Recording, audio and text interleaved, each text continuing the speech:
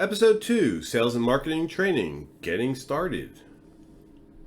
Hi, my name is Roger, and remember, this is a video. You have pause, rewind, and play again at any point. Use it to your advantage. Get yourself a library card. Why? For two reasons. The first being that every training program has recommended reading, and those books are found in your local library. If you like the books, you can buy them later on. The second is to find out if your local library's online resources has access to Reference USA. Spoilers, we're going to be using Reference USA to build your lead list later on. Book 1 is How I Raised Myself from Failure to Success in Selling by Frank Bettger. This book was written in 1947. It's an easy, light reading book. Look for an older copy. You need to understand that sales hasn't changed over time, and what has changed is technology and methods of communication. Book 2 is The Little Red Book of Selling by Jeffrey Gitomer. This is another good book that will help you understand sales. There are so many helpful points in there that it's on my number 2 most important read. And don't worry if you're short on time, it has pictures. Spin Selling by Neil Rackham is more complex and explains stated, implied, and value-added needs, and talks about probing questions to get the answers about the customer's real problem. Get the bottom of the iceberg. The fun world of sales, where rejection is a common occurrence, if not outright hostility to the salesperson.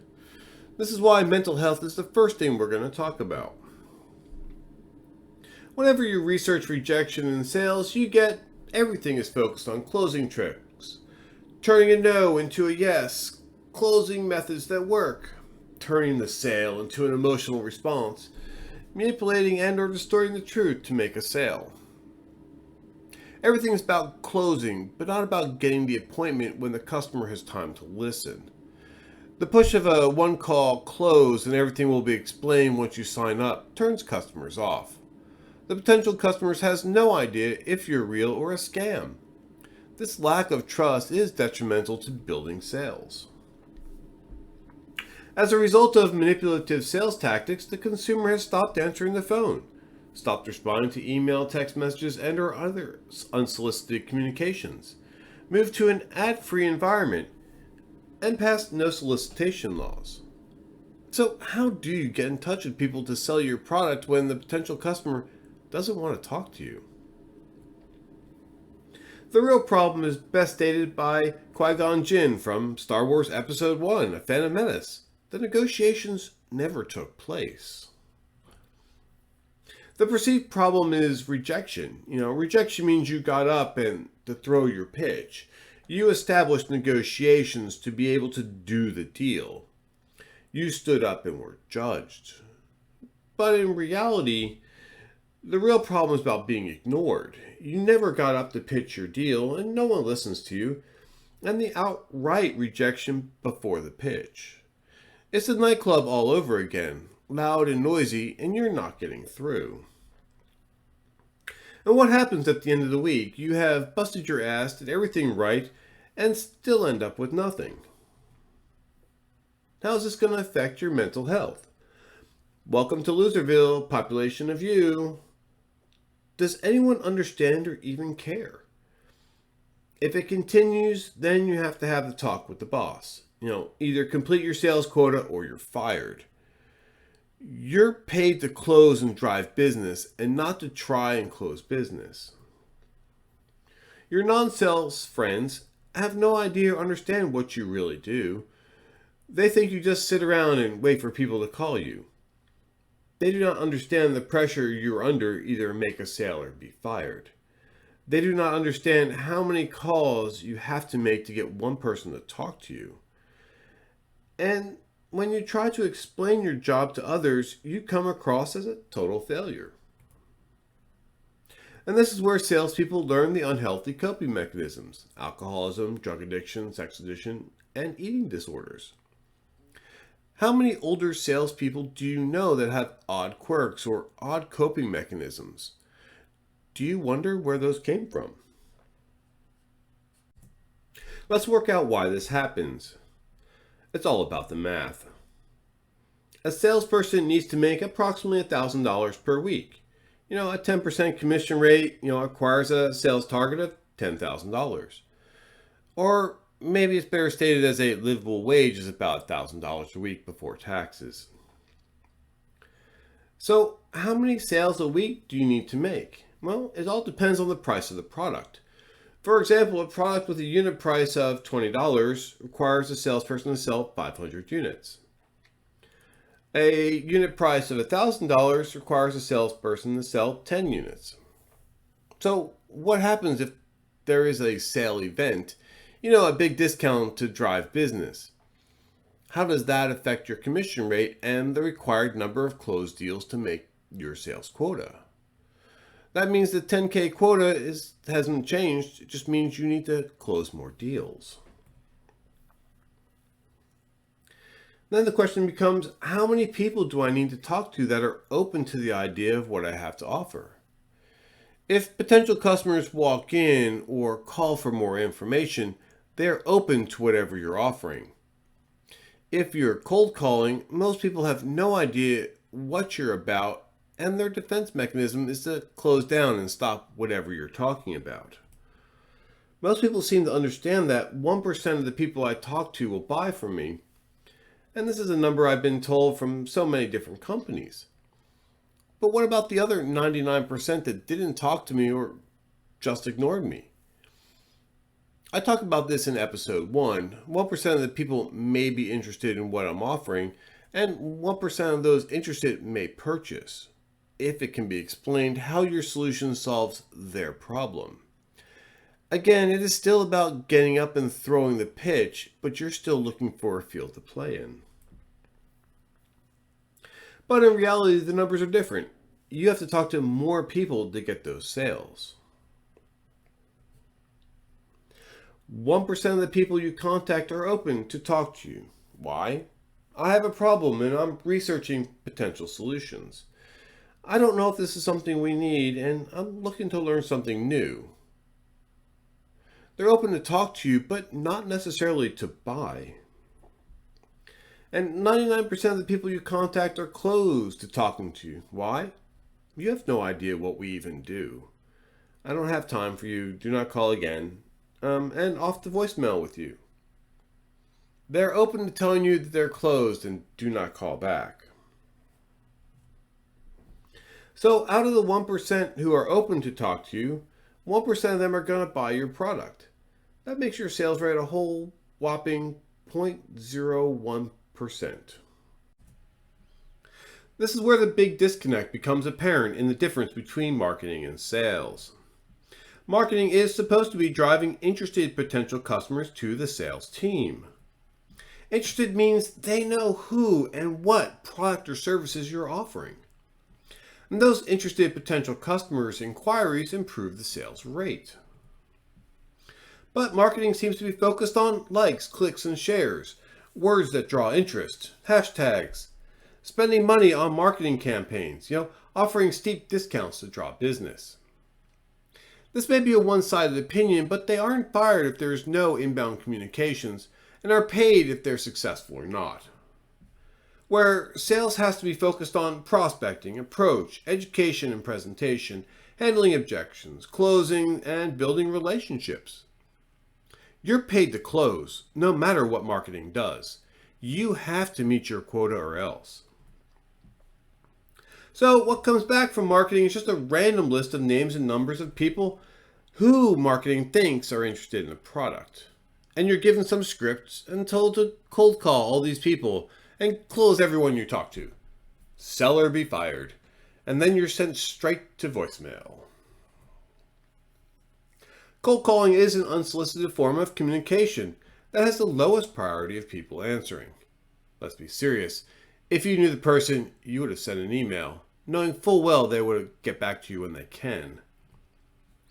Phones used to be the primary form of one-to-one communication before the internet.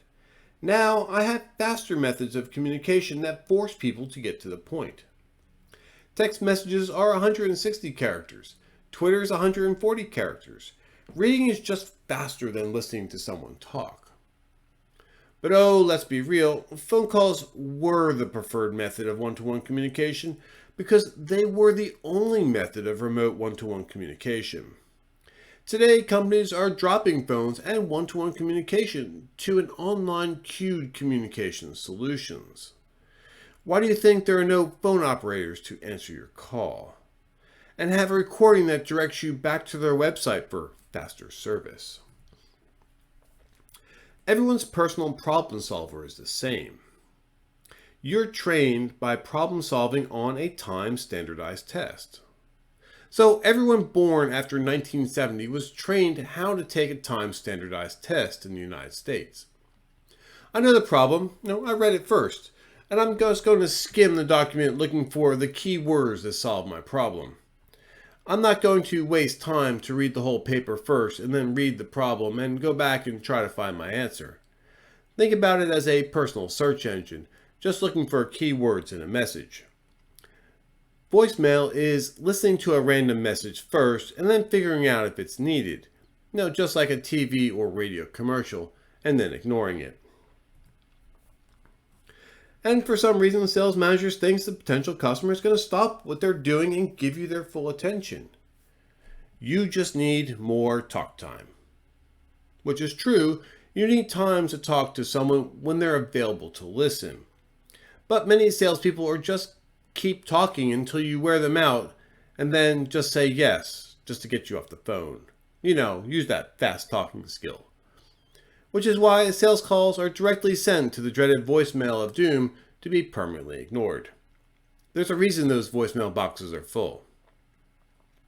So, how many more calls do you need to make to find open people who are willing to listen to your pitch and not just send you to voicemail? So now you're wasting your time calling people who have no idea who or what you're about. 99% of your calls go to voicemail and are never answered. The 1% that did talk to you aren't interested because you don't solve their immediate problem. So you did what you're told and cold called the list, and you have no guarantee that anyone will talk to you or even purchase from you. It comes down to random luck if you get in touch with someone who is open to listen to you and has the ability to purchase. Your boss tells you need to one call close, but in reality you need to schedule a time with the potential customer to talk to them when they're open to listening. So now you have to increase your call volume, thereby spend more time looking for someone to talk to, hoping that someone is interested in your product. That sounds like a lot of wasted time and money to me. And what if you're self-employed, where you have to sell and then produce what is sold? Structured time of the 9 a.m. to 5 p.m. is when you're working for a client. 9 a.m. to 5 p.m. is the sales time because this is when people are in the office. Did you start your feast and famine sales cycle? This is one of the biggest problems about being self-employed is creating the pipeline of work to keep the bills paid. So somehow I have to remove structured time from my sales process. Something that I can do after work, late at night, after the family's in bed. So why is mental health my first topic? You're already behind the 8 ball by just being in sales. Not just being in sales for a company, but being in sales by being self-employed. And let's build some requirements for this sales methodology. I need to remove structured time. The 9 to 5 time frame is just too busy. I need to find a time when I and the potential customer has free time to talk. And sadly, that's never at the same time. I need to increase my talk time. I don't need more two-way communication. I need people to shut up and listen. Look at me as a subject matter expert and not a salesperson. The only way to get people to listen is to become content and not a commercial. Content is something I'm interested in learning more about. Content draws a positive response. A commercial is just forced against someone's will and draws a negative response. I need to identify how people want to be contacted. I need to know when and where people are open to listen to me. It's not at the nightclub called work, and the nice thing is people take work home with them, where it's quiet. I need to be able to increase my initial sales contacts per week in less time. I just need a way to actively target more companies without the need for an immediate response. I want people to have time to think about what I sent and provide them a method of self-education on why I'm a subject matter expert compared to a salesperson. And I need tracking metrics. This is for my personal accountability and for me to see how much grinding I've done. Sales is an iteration approach. Now I can adjust my message and target companies based on responses. A no response is still a response. So in conclusion, make sure you find yourself a safe and healthy coping mechanism. In the past, coping mechanisms used to be called hobbies that allowed you to use your creative ability to clear your brain of the trauma of being ignored and rejected. So what's coming up next? Episode 3, Understanding the Buying Process. Hope to see you there. Bye.